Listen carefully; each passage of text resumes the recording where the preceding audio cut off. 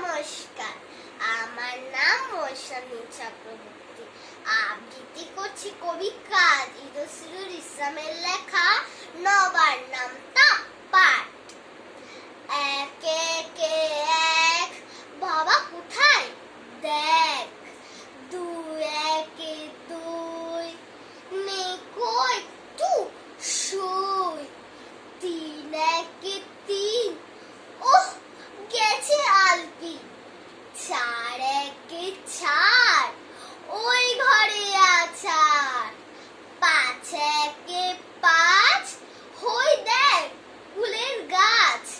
ছয় একে ছয়, বাবা গুড বয়।